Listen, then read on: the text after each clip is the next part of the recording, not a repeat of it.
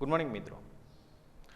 આજે આપણે ધોરણ 11 એસપી સબ્જેક્ટની અંદર પાઠ નંબર 1ની શરૂઆત કરી રહ્યા છીએ.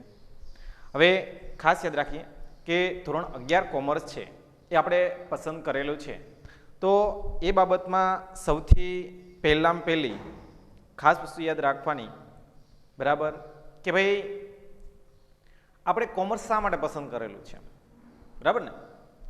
તો ઘણીવાર મિત્રોને એવું થાય કે ભાઈ આપણે કોમર્સમાં તો આવી ગયા, મારા મિત્રે એડમિશન લીધું તો મેં પણ એડમિશન લઈ લીધું, બરાબર ને? તો આવી એક મેન્ટાલિટી સાથે આપણે ઘણા બધા વર્તમાન સમયમાં માણસો છે એ કામ કરતા હોય છે, નો ડાઉટ. પણ તેમ છતાં કેટલાક સ્ટુડન્ટ એવા પણ મને જોવા મળેલા છે કે જેમનો ગોલ છે એ શ્યોર હોય છે. અને ખાસ કરીને વાત કરીએ તો અહીંયા વ્યક્તિ છે એ ખરેખર પોતાના ગોલને સિદ્ધ કરવા માટે સૌથી ઇમ્પોર્ટન્ટ બાબત છે એ ધરાવતા હોય છે, બરાબર? તો કઈ રીતના કે અહીંયા કોઈ પણ જે વ્યક્તિ છે એ જે સેક્ટરની અંદર જાય છે એ સેક્ટર એના માટે શ્યોર હોય છે. ધોરણ 11 કોમર્સ, બરાબર, જેમાં આપણે આજે એસપી સબ્જેક્ટની અંદર ધોરણ 11 કોમર્સમાં એસપી સબ્જેક્ટની અંદર આપણે યુનિટ નંબર 1ની આજે આપણે શરૂઆત કરીએ, બરાબર.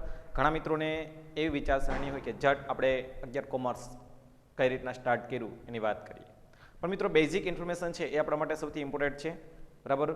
તો ખાસ મિત્રો યાદ રાખજો કે ધોરણ 11 છે, બરાબર, એ કોમર્સ ડિપાર્ટમેન્ટ તમે પસંદ કરેલું છે તો એને સૌથી ઇમ્પોર્ટન્ટ પણ એટલું જ આપજો, એટલા માટે કે ધોરણ 11 કોમર્સની પાછળ અનેક પ્રકારની ઓપોર્ચ્યુનિટી છે એ તમારી પાસે જોડાયેલી છે, બરાબર. બીજી વસ્તુની વાત કરીએ તો મોટા ભાગના જે કંઈ ધંધાકીય એકમો છે, વિશાળકાય કંપનીઓ છે, આ ઉપરાંત જોવા જઈએ તો મોટા ભાગના જે કંઈ બેન્કિંગ ક્ષેત્રો છે એ તમામે તમામ બેન્કિંગ ક્ષેત્રોમાં માત્ર ને માત્ર એક જ ડિપાર્ટમેન્ટની ડિમાન્ડ હોય છે અને એ હોય છે કોમર્સ ડિપાર્ટમેન્ટ, બરાબર ને? હું તમને એક ઉદાહરણ આપું કે ભાઈ આપણે કોમર્સ ડિપાર્ટમેન્ટ પસંદ કર્યું છે તેનું ઇમ્પોર્ટન્સ શું છે. હંમેશા માટે જીવનની અંદર એક વસ્તુ કાયમ યાદ રાખો, કાં ગમતું કામ કરો અથવા તો કામને ગમતું કરો. સક્સેસ થવા માટેનો સૌથી મોટો પોઈન્ટ કે કોઈ પણ વસ્તુને તમે ગમતી કરો અથવા તો બીજું કામને ગમતું કરો, એ આપણા માટે સૌથી ઇમ્પોર્ટન્ટ બાબત બની જતી હોય છે, બરાબર. તો હવે આપણે નાની એવી જોક્સ ટાઈપ કહ્યું તો જોક્સ ટાઈપ, સ્ટોરી કહ્યું તો સ્ટોરી, બરાબર, એની એક આપણે વાત કરીએ અને આપણા કોમર્સ ડિપાર્ટમેન્ટ તરફ જઈએ. એનું ઇમ્પોર્ટન્સ શું છે? જે માણસ પોતાના કામને મહત્ત્વ નથી આપતો એ સક્સેસ સુધી ક્યારેય પહોંચી શકતો નથી. કામ છે એને વહાલું કરતા શીખો, એટલા માટે જ સક્સેસ છે એ તમારા ચરણ તરફ દોડતી આવી છે, બરાબર. એટલે કોઈ પણ ડિપાર્ટમેન્ટમાં તમે જાઓ, જે સ્ટ્રીમ તમે સિલેક્શન કરો છો એ સ્ટ્રીમની અંદર પહેલું એમાં ઇન્ટરેસ્ટ છે એટલો દાખવો કે કદાચ કોઈ પણ વ્યક્તિ એ જુએ ને તો પણ એને એમ થાય કે ભાઈ મારે પણ આ જ ફિલ્ડમાં જવું છે. મિત્રો ઘણા બધા વ્યક્તિઓ એવા છે કે જેને પોતાના કામની ધૂન લાગેલી હોય ને ત્યારે એ વ્યક્તિ, જેને આપણે ઇમ્પોસિબલ કહીએ છીએ, બરાબર ને, આવા ઇમ્પોસિબલ વર્ડ્સ છે એને તો પ્રાધાન્ય આપતા જ નથી અને સક્સેસ સુધી પહોંચી જતા હોય છે, બરાબર. તો એવી જ બાબત આપણા ડિપાર્ટમેન્ટની અંદર પણ બને છે. એક કોલેજની અંદર 3 વિદ્યાર્થીઓ છે એ સાથે સ્ટડી કરતા હતા. આજે યુનિવર્સિટીની અંદર જે 3 વિદ્યાર્થીઓ હતા એ અલગ અલગ ડિપાર્ટમેન્ટની અંદર સ્ટડી કરતા હતા. એક આર્ટ્સ ડિપાર્ટમેન્ટમાં હતો, એક કોમર્સ ડિપાર્ટમેન્ટમાં હતો અને ત્રીજો સાયન્સ ડિપાર્ટમેન્ટમાં હતો. ત્રણેય વિદ્યાર્થીઓ છે એક જ યુનિવર્સિટીમાં જુદી જુદી કોલેજની અંદર સ્ટડી કરે, જુદા જુદા ભવનોની અંદર સ્ટડી કરે, પણ રહેવાનું ત્રણેયને એક સાથે હોસ્ટેલ રૂમ હતો. એ રૂમમાં ત્રણેય સ્ટુડન્ટ છે એક સાથે રહે. ઘણીવાર એવું બનતું હોય કે ભાઈ સ્ટ્રીમ બધાની અલગ છે, ડિપાર્ટમેન્ટ બધાના અલગ છે, તો 3 વિદ્યાર્થીઓને સાથે કેમ રહેવું? પણ સંજોગો અવસાદ આ ત્રણેય વિદ્યાર્થીઓ છે એ સાથે રહીએ છે, આર્ટ્સ, કોમર્સ અને સાયન્સ. જો સમજો, માણસ જે ડિપાર્ટમેન્ટમાં જાય છે એ જેના થિંકિંગ પાવર ઉપર કામ કરતા હોય છે, બરાબર. માણસ જેવું વિચારે ને એવું જ બને છે, બરાબર. એટલે વિચારો છે હંમેશા માટે પોઝિટિવ ઉપર રાખો. પોઝિટિવ થિંકિંગ છે એ આપણા જીવનનું મેઇન પાસું ગણવામાં આવે છે. એક બહુ સમજણું વાક્ય હતું, હું વારંવાર ક્લાસમાં પણ દોહરાવું છું, કે જ્યારે પોતાનું કામ કરવાનું હોય ત્યારે મિત્રો યાદ રાખજો, બરાબર, દિલથી કામ કરો. જ્યારે બીજા પાસે કામ કરાવવાનું હોય ત્યારે બાય માઇન્ડ કામ કરો, બરાબર. મીન્સ કે મગજ દ્વારા તમે કામ કરો તો પણ એ તમારા માટે ઇમ્પોર્ટન્ટ બની જતું હોય છે, બરાબર. બીજી વસ્તુ કે ઘણા બધા મિત્રો એવા છે કે જે કામને પ્રાધાન્ય પહેલાં આવે છે, કામ છે એને સર્વસ્વ ગણતા હોય છે. તો આ જે દરેક બાબત છે એ દરેકે દરેક બાબતની અંદર કોઈને કોઈ વ્યક્તિ છે એ જોડાયેલો હોય છે, પણ કામ છે એ ઇમ્પોર્ટન્ટ છે. જે માણસ વર્ક પેશોનેટ હોય, મીન્સ કે વર્કને પ્રાધાન્ય આપતો હોય, એવો વ્યક્તિ છે એ સૌથી ઇમ્પોર્ટન્ટ ગણવામાં આવતો હોય છે. તો અહીંયા 3 સ્ટુડન્ટ છે, એક આર્ટ્સ, કોમર્સ અને સાયન્સ. ત્રણ વિદ્યાર્થીઓ છે. ફર્સ્ટ યર, સેકન્ડ યર અને થર્ડ યર કમ્પ્લીટલી 3 વર્ષ જોતામાં પૂરું થઈ જાય છે. હવે ત્રણેય વિદ્યાર્થીઓને છૂટા પડવાનો વારો આવે છે. એટલે ત્રણેય વિદ્યાર્થીઓએ 3 વર્ષ જે જિંદગીના અણમોલ ગણવામાં આવે છે, બરાબર, એવા વર્ષો એમણે પસાર કર્યા. હવે ત્રણેય વિદ્યાર્થીઓ છે ત્યાંથી છૂટા પડે છે, પોતપોતાના શહેરની અંદર પોતે રવાના થઈ જાય છે. કહેવાય છે ને કે ભાઈ, જે તમે સમય પસાર કરેલો છે એ સમયને તમે જેટલો માણો છો ને, એ જ્યારે સમય તમારાથી દૂર થઈ જાય ત્યારે એને યાદ આવે, અને એ જે મુમેન્ટ છે એ આપણા માટે એન્જોયેબલ ટાઈમ છે એ બની જતો હોય છે. એટલે અહીંયા ત્રણેય વિદ્યાર્થીઓ છે એ અલગ પડી જાય છે. હવે માત્ર ને માત્ર એમની પાસે છે એ યાદો, બીજું કાંઈ નથી. એટલે ત્રણેય વિદ્યાર્થીઓ છે એ છૂટા પડી જાય છે, પોતપોતાની લાઈફની અંદર સેટલમેન્ટ થઈ જાય છે. એક મિત્રો બહુ સરસ મજાની વાત છે, યાદ રાખજો કે આપણા મોબાઈલની અંદર 200 કરતાં પણ વધારે કોન્ટેક હોય, પણ છતાં એ કોન્ટેક લિસ્ટમાંથી 10 વ્યક્તિના પણ પર ડે ફોન આવવા એ શક્ય નથી, બરાબર. આપણને એમ થાય એ આપણને ક્યાં ફોન કરે છે, સામેની વ્યક્તિને પણ એ જ ફીલ થતું હોય એ આપણને ક્યાં ફોન કરે છે. એટલે બેનું જે કોન્ટેક્ટ લિસ્ટ છે એ સેમ જ રહીએ, ન ઓને કોઈને ફોન આવે ન આને કોઈને ફોન આવે. એટલે એ જ કન્ડિશન પ્રમાણે દરેક વ્યક્તિ પોતાના ક્ષેત્રમાંથી જુદા પડે છે ત્યારે કોઈને કોઈ લાઈફની અંદર સેટલમેન્ટ થઈ જાય છે. એટલે 3 સ્ટુડન્ટ છે પોતાની લાઈફની અંદર સેટલમેન્ટ થવા લાગ્યા. પછી આપણે કહીએ ને જીવનનો સૌથી મોટામાં મોટો ને અણમોલ એક પ્રસંગ હોય તો એ છે મેરેજ લાઈફ, બરાબર ને. ઘણા બધા વ્યક્તિ વિચારતા હોય કે ભાઈ મેરેજ જટ થઈ જાય, બરાબર. તો મિત્રો ખાસ યાદ રાખજો કે આ એક ટોપિક એવો છે કે જેમાં આપણે ગુજરાતી ભાષાની એક કહેવત છે કે લડ્ડુ છે ઓ ખાए भी पछताए और नो खाए भी पछताए. એના જેવી વાત કે માણસ છે, ઘણા બધા વ્યક્તિઓ એવા છે મેરેજ કરીને તો કે બહુ આનંદમાં હોય, ઘણા બધા વ્યક્તિ એવા મેરેજ કરીને ખુદ દુઃખીના દાટ થઈ ગયા હોય. આપણને એમ થાય કે આને શું તકલીફ પડી, બરાબર. એટલે જીવન જીવવાની રીત છે એ પહેલાં શીખવાની. એટલે અહીંયા જે 3 વિદ્યાર્થીઓ છે એ પોતાની લાઈફની અંદર સેટલમેન્ટ થાય છે. ઘણા બધા 3માંથી ઘણા બધા વિદ્યાર્થીઓ એવા પણ હતા કે જેમને મેરેજ થઈ જાય તો મેરેજ લાઈફની અંદર સેટ થઈ જાય છે, ઘણા ઉદ્યોગ ધંધાની અંદર સેટમેન્ટ થઈ જાય છે. તો આ રીતના 3 વિદ્યાર્થીઓ પોતાની લાઈફની અંદર સેટલમેન્ટ થઈ જાય છે. 1 વર્ષ, 2 વર્ષ, 3 વર્ષ, 4 વર્ષ, 5 વર્ષ કન્ટિન્યુ સમય છે એ પસાર થતો ગયો. હવે એક સમય એવો આવ્યો કે એમાંનો જે એક વિદ્યાર્થી હતો એને વિચાર્યું કે ચાલો કોલેજ લાઈફને થોડીક વાર યાદ કરી લઈએ. અને માણસ જ્યારે દુઃખમાં હોય ને ત્યારે સુખના દિવસો એને બહુ યાદ આવે. આ જ કન્ડિશન પ્રમાણે વ્યક્તિ છે અને એવું વિચાર્યું કે ભાઈ આપણે પણ અહીંયા યાદ કરીએ. એટલે કોલેજની લાઈફ છે એ યાદ કરે છે અને વિચાર કર્યો કે કદાચ આપણા ભૂતકાળના જે કંઈ પ્રસંગો હતા, ભૂતકાળની જે કંઈ યાદો હતી, ફરીવાર ચિરંજીવી બને તો. આવા વિચાર સાથે એક સ્ટુડન્ટ છે એણે વિચાર કર્યો કે મારા જે પરમ 2 મિત્રો હતા એ પરમ 2 મિત્રોને મારે પાછા બોલાવવા છે. એટલે આ વ્યક્તિ છે એ પોતાના પરમ 2 મિત્રોને કોઈને કોઈ દ્વારા કોન્ટેક્ટ કરે છે અને વાત કરે છે કે આપણે આટલા વર્ષ સાથે રહ્યા છીએ, હવે આપણે ફરીવાર એક સ્થળ નક્કી કરીએ અને ત્યાં આવીએ અને ફરીવાર એ ભૂતકાળની જે યાદો હતી એને તાજી કરીએ. આવા વિચાર સાથે, આવા ડિસિઝન સાથે ત્રણેય વિદ્યાર્થીઓ નક્કી કરે છે, એકબીજાના કોન્ટેક્ટમાં આવે છે, નક્કી કરે છે કે ભાઈ આપણે આ સ્થળ ઉપર આવશું. ત્રણ વિદ્યાર્થીઓએ નક્કી કરેલ સમય મુજબ એક કુદરતી સાનિધ્યની અંદર સરસ મજાનો પહાડી વિસ્તાર છે, જંગલ છે, બાજુમાં નદી પસાર થાય છે. કુદરતી સૌંદર્યના ખજાનામાં આ ત્રણ વિદ્યાર્થીઓએ એક સમયે આવવાનું ડિસિઝન લઈ લીધું. ત્રણ વિદ્યાર્થીઓ છે સમય છતાં નક્કી કરેલ સમય પ્રમાણે ત્યાં આવે છે. હવે સમજો, જો દરેકનો સ્વભાવ શું હોય છે, જે માણસ જે ક્ષેત્રમાં હોય છે એવા જ એના વિચાર જોવા મળતા હોય છે મિત્રો. બરાબર? એક આર્ટ્સનો વિદ્યાર્થી હતો, એક કોમર્સનો વિદ્યાર્થી હતો અને એક સાયન્સનો વિદ્યાર્થી હતો. એટલે આર્ટ્સ, કોમર્સ અને સાયન્સ ત્રણ પોતાના ડિપાર્ટમેન્ટની સાથે વર્ક કરતા હતા. જે ક્ષેત્રમાં પોતે સ્ટડી કર્યું એ ક્ષેત્રને પોતાની લાઈફ બનાવી દીધી અને લાઈફની અંદર પોતે જીવવાનું શરૂઆત કરી દીધી. એટલે આ ત્રણ વિદ્યાર્થીઓ છે, આર્ટ્સ, કોમર્સ અને સાયન્સ, ત્રણ વિદ્યાર્થીઓ છે એ પોતાના નક્કી કરેલા સ્થળે છે એ પહોંચે છે. હવે આ જે ટ્રેજેડી શું થાય છે એ સમજો કે એક વિદ્યાર્થી છે જે આર્ટ્સનો છે એ ત્રણ મિત્રો સાથે બેઠા હોય છે અને આર્ટ્સનો વિદ્યાર્થી છે એ વિદ્યાર્થી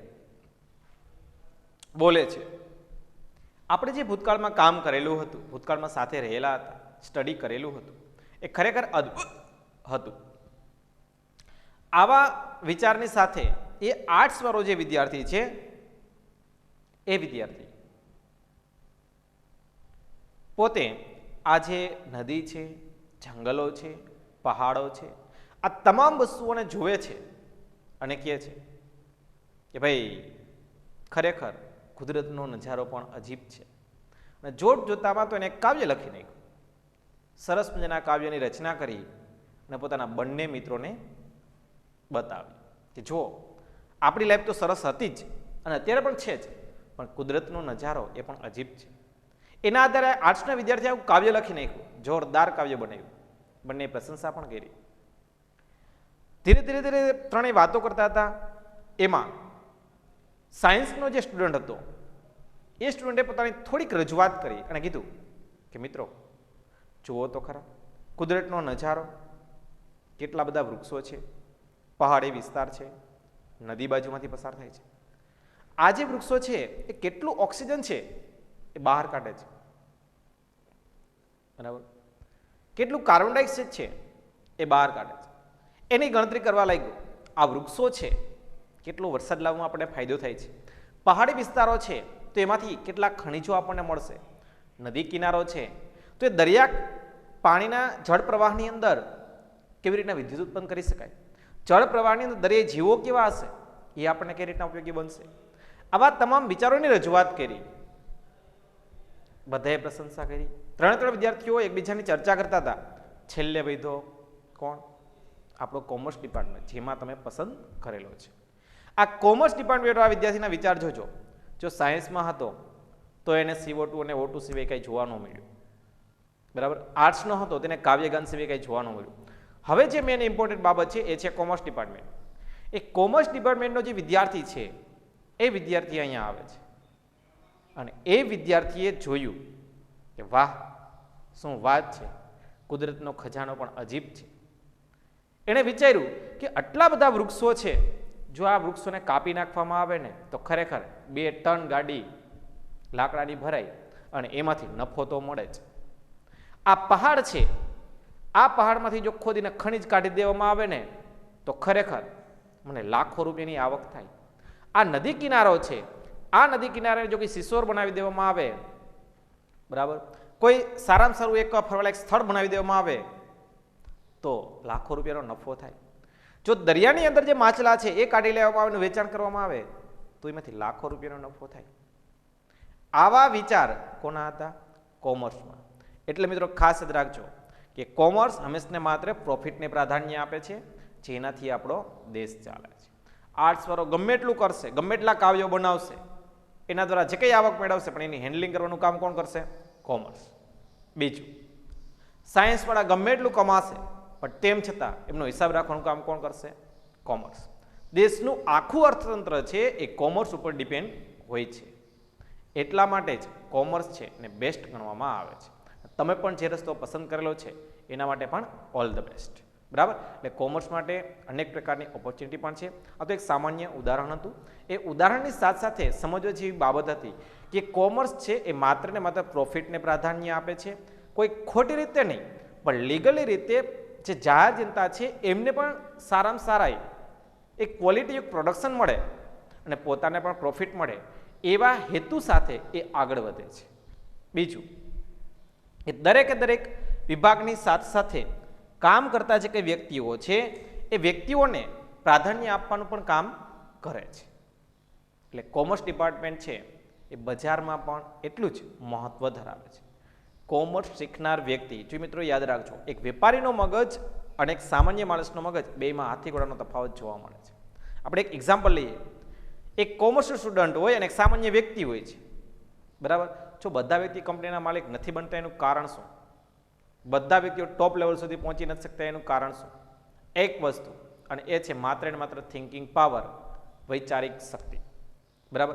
આપણે જે સ્ટેજ ઉપર વિચારતા હોય ને એ સ્ટેજ ઉપર તો ઘણા બધા વ્યક્તિઓ વિચારીને આગળ પણ વધી ગયા હોય છે. આપણે ઉદાહરણ સમજીએ કે એક બજારની અંદર એક સામાન્ય માણસ જાય છે તો પહેલી નજર, અને હું તમને એક હિન્ટ પણ આપી દઉં કે ભાઈ બજારની અંદર દુકાનો છે, એક બાજુ લેડીઝ વેર છે, એક બાજુ જેન્ટ્સ વેર છે. બરાબર. એક બાજુ ફર્નિચર ડિપાર્ટમેન્ટ છે, એક બાજુ સ્ટીલ ડિપાર્ટમેન્ટ છે. આમ બજારની અંદર અનેક પ્રકારની દુકાનો છે. તો જો જેન્ટ્સ હશે ને તો પહેલી નજર એના કપડા ઉપર પડશે. બરાબર. ફર્નિચર ઉપર પડશે. બહુ સરસ મજાનું છે. બરાબર. આ સામાન્ય માણસની વાત થઈ. પણ જો કોમર્સવાળો જો વિદ્યાર્થી હશે, કોમર્સવાળો કોઈ પર્સન હશે, તો પહેલી વસ્તુ એ જોશે કે બજારની અંદર કઈ વસ્તુની ડિમાન્ડ છે, કઈ પ્રોડક્શન આપણે બજારમાં લોન્ચ કરશું તો એ ચાલશે. આ કોમર્સ ડિપાર્ટમેન્ટ છે. એટલે મોટાભાગનું અર્થતંત્ર છે એ કોમર્સ ડિપાર્ટમેન્ટ ઉપર ચાલે છે. એટલે કોમર્સમાં અનેક પ્રકારની લાઈન જોવા મળે છે. એક નહીં, અનેક પ્રકારની લાઈન જોવા મળે છે. પણ selection choice of is your. બરાબર ને? કે સિલેક્શન કોને કરવાનું છે? આપણે ખુદે કરવાનું છે. બીજું મિત્રો ખાસ યાદ રાખજો, એવું નથી, કોમર્સમાં પણ ઘણા બધા વિદ્યાર્થીઓ આવે છે અને ઘરે પણ બેસે છે. બરાબર.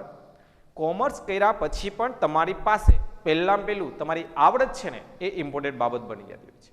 એટલે આવડતને પ્રાધાન્ય પહેલાં આપો. મેં તમને શરૂઆત કરી આપણે ટોપિકની, ત્યારે પણ મેં તમને કીધું કે આ ગમતું કામ કરો અથવા તો કામને ગમતું કરો. આ બે બાબત છે ને એને સૌથી ઇમ્પોર્ટન્ટ ગણવામાં આવે છે. એટલે કોમર્સ ડિપાર્ટમેન્ટમાં ગયા પછી પણ તમે એટલા બધા કોમર્સમાં રચ્યા બચ્યા થઈ જાઓ કે કદાચ કંપનીઓ પ્લેસમેન્ટ આપે ને તો પહેલી ચોઈસ તમારી હોવી જોઈએ. અને ઘણી બધી વ્યક્તિઓ એવી પણ છે સમાજની અંદર, આપણે ક્યારેય કલ્પના પણ ના કરેલી હોય કે જેમની સેલેરી છે એ કરોડો રૂપિયાને પાર હોય. આપણને અપેક્ષા ન હોય કે ભાઈ આટલા રૂપિયા આપતા હશે. હા, આપે છે, કંપનીઓ આપે છે.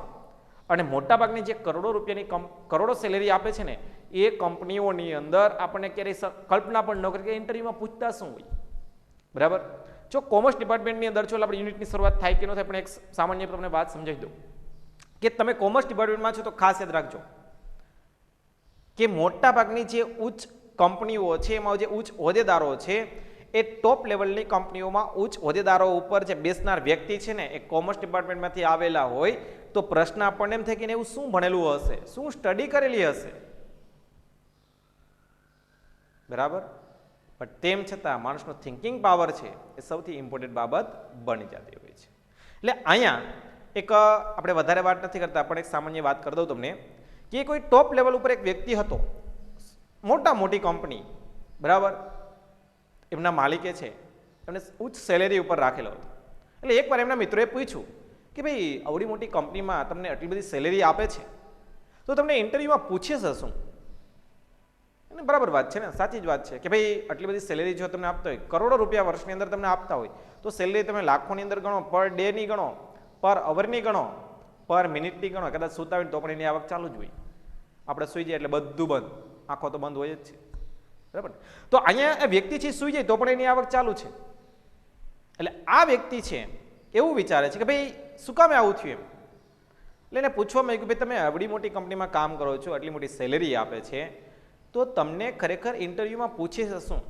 અને જોબ મેળવવા જતા હોય કે જોબ ગોતવા જતા હોય ને એને ખબર હોય કે ખરેખર ઇન્ટરવ્યુ શું બાબત છે, જોબ કરવા માટે શું આપણી પાસે ક્વોલિફિકેશન હોવું જોઈએ? એ દરેક બાબત તમને એ દરેક ક્ષેત્રની અંદર જોવા મળતી હોય છે, પણ જોબ ગોતવા જાય ને ત્યારે એનો આપણને એક્સપિરિયન્સ થાય છે, બરાબર. પણ કેટલાક વ્યક્તિ એવા છે કે જેમનું રિઝલ્ટ પણ નથી આવતું અને એને જોબ ઓટોમેટિકલી એમની સામે જોવા મળતી હોય છે. એ કોમર્સ ડિપાર્ટમેન્ટ કર્યા પછી પણ તમે સારામાં સારી યુનિવર્સિટીમાં એડમિશન લ્યો એટલે તમારા માટે આ જ સિચ્યુએશન છે એ સામે આવી જતી હોય છે. મેં પહેલાં પણ કીધું કે તમારામાં આવડત હોવી જોઈએ. આવડત હશે ને તો જ તમને કોલેજ અથવા તો કંપનીઓ છે સામે ચાલીને આવશે. પણ જો તમારામાં આવડત નહીં હોય ને બેટા, તો ખાસ યાદ રાખજો કે લોકલ કંપનીઓમાં રિઝ્યુમ આપશો ને તો પણ તમે ફેંકાઈ જશો. એટલે આવડત છે એ પહેલી બાબતને પ્રાધાન્ય આપે. એટલે અહીંયા વ્યક્તિને પૂછવામાં આવ્યું કે ભાઈ તમે ઇન્ટરવ્યુમાં તમને એવું શું પૂછવામાં આવે છે? એટલે વ્યક્તિ કહે છે કે અમને એવું કોઈ બાબત અમારા અભ્યાસને એટલે કંઈ પૂછતા જ નથી. એટલે પ્રશ્ન છે કે આટલું બધું સ્ટડી કર્યું તો અભ્યાસક્રમને લગતું પૂછવાનું નથી તો શું પૂછે?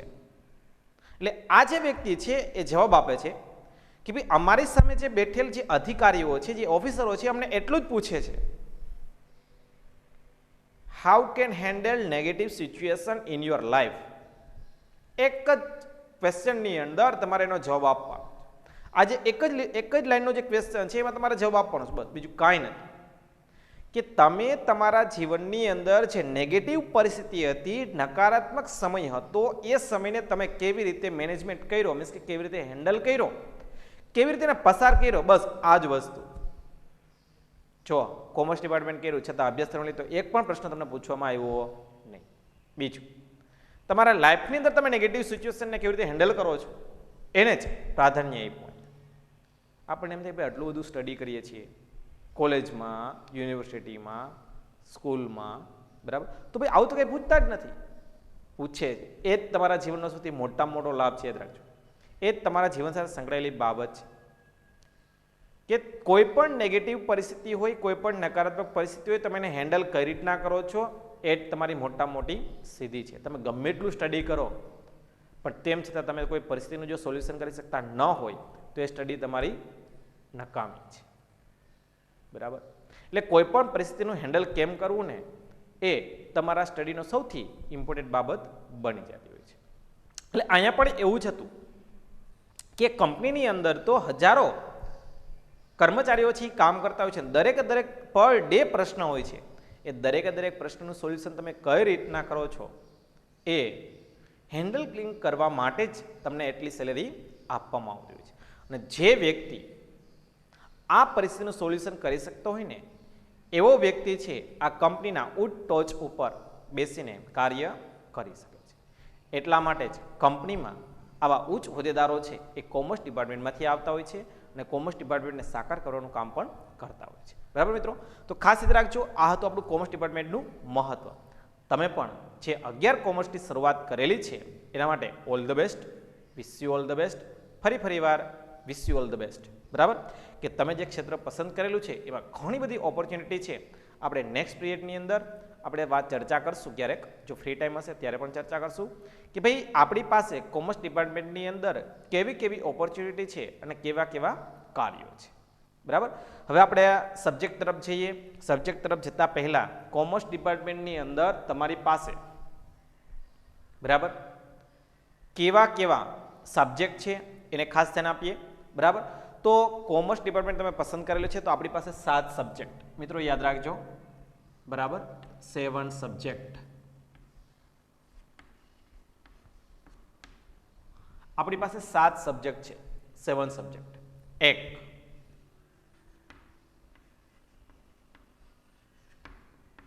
ગુજરાતી,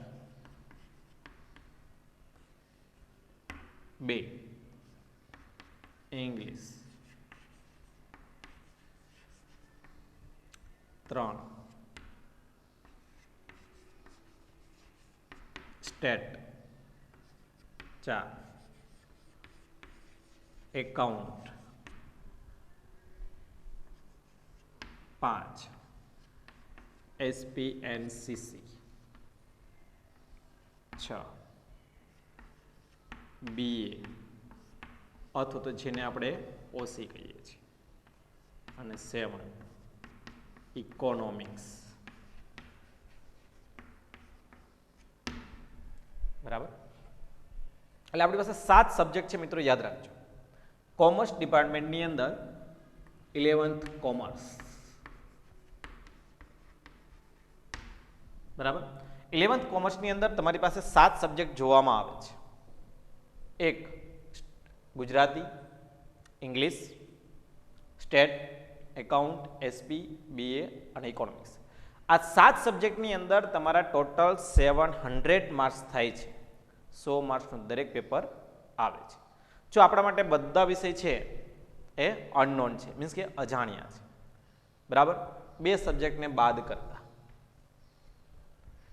એક આપણી મધર ટંગ ને બીજી આપણી અધર ટંગ, બરાબર ને. મધર ટંગ એટલે આપણી ગુજરાતી ભાષા, અધર ટંગ એટલે ઇંગ્લિશ.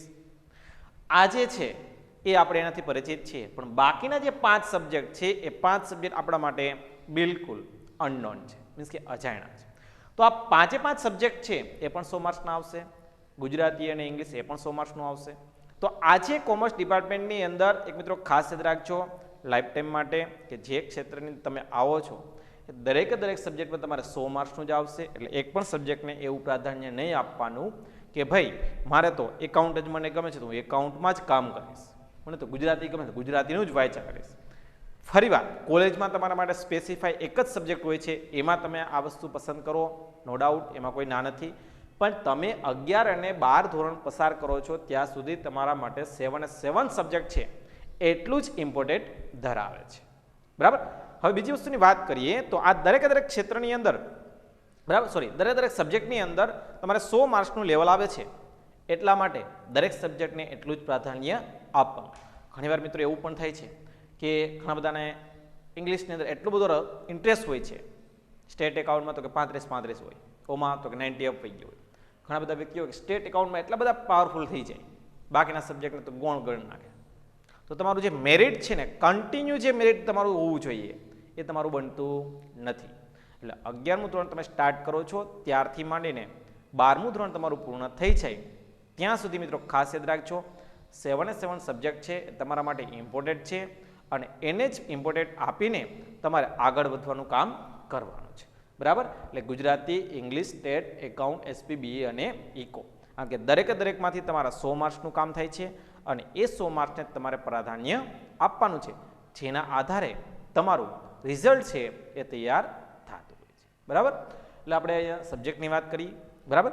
હવે આપણે વાત કરીએ તો આપણા સબ્જેક્ટની કે જેમાં તમારે અત્યારે શીખવાનું છે.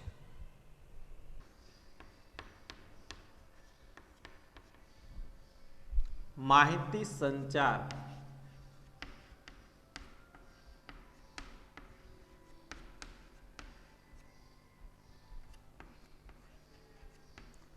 અર્થ અને તેની પદ્ધતિ.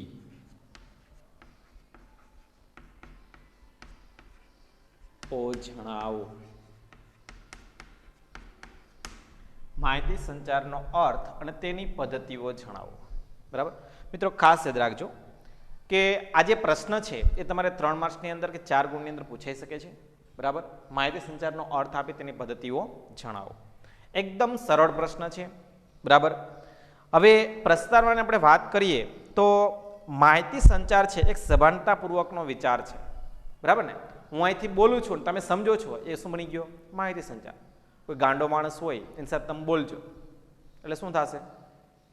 માત્ર તમે બોલશો, પ્રતિક્રિયા કાંઈ નહીં હોય. હા, મેન્ટલના પાછા 2 પ્રકાર હોય, એક હાનિકારક હોય અને બીજું આયુર્વેદિક હોય. પ્રશ્ન એમ થાય આયુર્વેદિક એટલે શું? આયુર્વેદિક એટલે એવા મેન્ટલ જે કોઈ પણ પ્રકારનું નુકસાન નથી કરતા, અને હાનિકારક એટલે એવા જે ઈચ્છા થાય ગમે ફળાકો મારી લે, બરાબર ને. તો આ 2 વ્યક્તિઓ વચ્ચે જ્યારે માહિતી સંચાર થાય ને ત્યારે દ્વિભાષી બની જાય. મગજમાં રાખજો. ઘણીવાર એવું બને કે તમે બેઠા હોય અને સામેનો વ્યક્તિ બેરો હોય અને તમે એની સામે બોલ કરો તો પણ એનો કોઈ અર્થ રહેતો નથી. એટલા માટે માહિતી સંચાર છે એ સભાનતાપૂર્વકની પ્રક્રિયા ગણવામાં આવે છે, બરાબર. તો હવે આપણે જોઈએ અર્થ, બરાબર. માહિતી સંચાર કોને કહેવાય? કે કોઈ પણ 2 વ્યક્તિઓ વચ્ચે થતી માહિતીની આપ-લે એટલે માહિતી સંચાર, બરાબર. કોઈ પણ 2 વ્યક્તિઓ, યાદ રાખજો, અહીંયા હું બોલું છું અને તમે સમજો છો એને શું કહેવાય? માહિતી સંચાર. જો તમે સમજતા ન હોય તો હું એકલો ખાલી બળબડ કરું છું, સમજતા નથી, તો માહિતી સંચાર અધૂરો બને છે. એટલે જ્યારે દાખલા તરીકે આપણે વાત કરીએ એક ઉદાહરણ સહિત કે ચીનમાંથી કોઈ વ્યક્તિ, જો કે નામ લેવું પણ તકલીફ પડું છે અત્યારે તો, કારણ કે વાયરસ આવ્યો એટલા માટે, બરાબર ને? તો આ જે વસ્તુ જોવા જઈએ છીએ કે કોઈ પણ અધર ટંગ, મેં તમને કીધું એમ કે બીજી ભાષા સાથે સંકળાયેલો કોઈ પણ પર્સન છે, એ પર્સન જ્યારે અહીંયા આવે અને તમારી સામે જ્યારે કોઈ કોમ્યુનિકેશન ચાલુ કરે છે તો શું થાય? તો એ લેંગ્વેજ આપણે સમજી શકતા નથી, તો આપણો માહિતી સંચાર છે એ અધૂરો બની જતો હોય છે, બરાબર? તો આ જ રીતના અહીંયા કંપનીમાં પણ એવું જ થાય છે કે કોઈ પણ બે વ્યક્તિઓ વચ્ચે જ્યારે માહિતી સંચાર થાય ત્યારે પહેલામાં પહેલી પ્રાયોરિટી એક વ્યક્તિ બોલે તો બીજો વ્યક્તિને સમજી શકતો હોવો જોઈએ, બરાબર? એટલે પહેલામાં પહેલી ડેફિનેશન આપણી પાસે કઈ બની કે કોઈ પણ બે વ્યક્તિઓ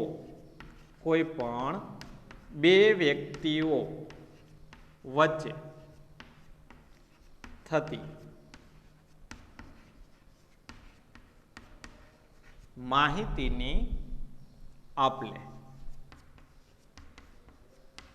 એટલે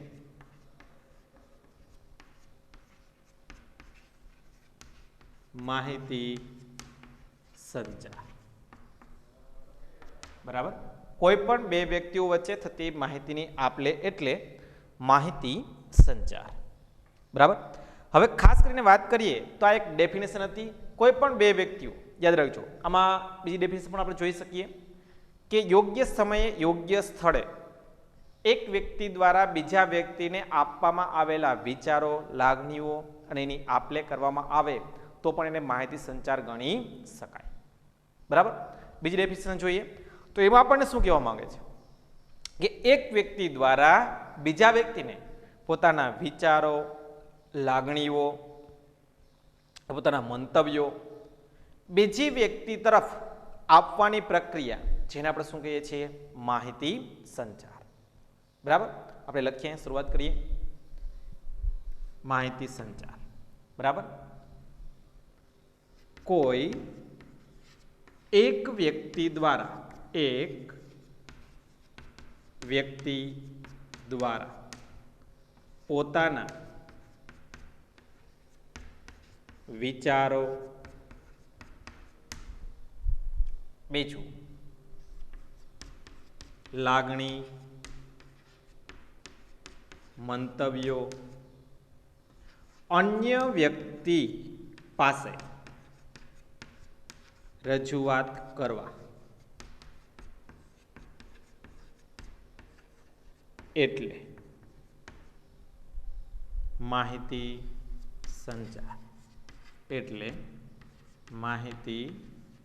સંચાર, બરાબર?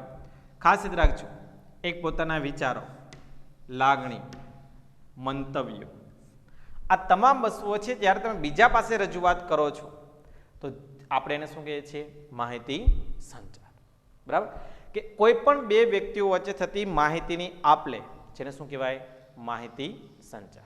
કે જ્યારે કોઈ પણ એક વ્યક્તિ દ્વારા બીજા વ્યક્તિને કંઈ પણ વસ્તુ સમજાવવામાં આવે, પોતાના વિચારોની રજૂઆત કરવામાં આવે, બરાબર, ત્યારે એક પ્રકારનો એ માહિતી સંચાર બની જતો હોય છે, બરાબર? એની સમજૂતી આપણે નેક્સ્ટ પ્રશ્નની અંદર જોશું, નેક્સ્ટ ક્વેશ્ચનમાં, બરાબર? પહેલા આપણે અર્થ સમજીએ કે દુનિયાના કોઈ પણ બે વ્યક્તિઓ દ્વારા કોઈ પણ વ્યક્તિઓ વચ્ચે જ્યારે માહિતીની આપ-લે થાય તો એને માહિતી સંચાર તરીકે ઓળખવામાં આવે છે. બીજું, કોઈ એક વ્યક્તિ દ્વારા પોતાના વિચારો છે, લાગણીઓ છે, મંતવ્યો છે અન્ય વ્યક્તિ પાસે રજૂઆત કરવામાં આવે તો એને માહિતી સંચાર તરીકે ઓળખવામાં આવે છે, બરાબર? હવે વાત કરીએ તો કે એની જુદી જુદી પદ્ધતિઓ. ફરીવાર મિત્રો યાદ રાખજો, જેટલું પ્રશ્નમાં આપણને કીધું છે એટલો જ તમારે જવાબ આપવાનો પ્રયત્ન કરવાનો. બીજું કે તમે જ્યારે લખો છો એની મેથડ એક ખાસ યાદ રાખવાની.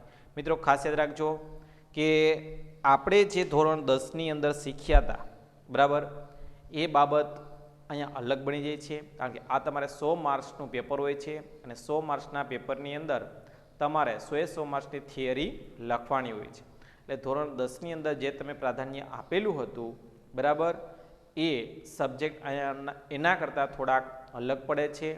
એટલા માટે તમારે અહીં જે કંઈ લખવાની મેથડ છે એને સૌથી ઇમ્પોર્ટન્ટ બાબત ગણવી કે લખવાની મેથડ પ્રમાણે જ આપણા માર્ક્સ છે એ પણ કવર થઈ શકતા હોય છે. બરાબર. તો મિત્રો ખાસ યાદ રાખજો, લખો ત્યારે બરાબર કોઈ પણ પ્રશ્ન લખીએ છીએ આપણું એક પેજ જ છે એવું વિચારી લો થોડી વાર માટે. તો પહેલાં હેડિંગ બાંધવાનું અર્થ, પછી લીટી છોડીને લખવાનું કોઈ પણ બે વ્યક્તિઓ, મીન્સ કે કોઈ પણ તમને અર્થ આપેલો હોય તો એ. જો તમે બીજો અર્થ દર્શાવવા માંગતા હોય તો સ્પેસ છોડવાની, એક લીટી છોડવાની, બીજો એરો મારીને લખવાનું. બરાબર. આ જ મેથડ પ્રમાણે તમારે બોર્ડની અંદર લખવાનો પ્રયત્ન કરવાનો, જેના કારણે તમારા માર્ક્સ છે વધુમાં વધુ કવર થઈ શકે. બરાબર. હવે આપણને પ્રશ્નમાં જેટલું માંગેલું છે એટલું જ આપણે દર્શાવવાનું, એનાથી વધારે દર્શાવવાનું નહીં. કારણ કે તમે જેટલું વધારે દર્શાવશો એના કોઈ વધારાના માર્ક હોતા નથી. તમને જેટલું પૂછવામાં આવેલું હોય એટલો જ તમારે જવાબ આપવાનો પ્રયત્ન કરવાનો છે. બરાબર. ચાલો હવે આપણે વાત કરીએ માહિતી સંચારની જુદી જુદી પદ્ધતિઓ.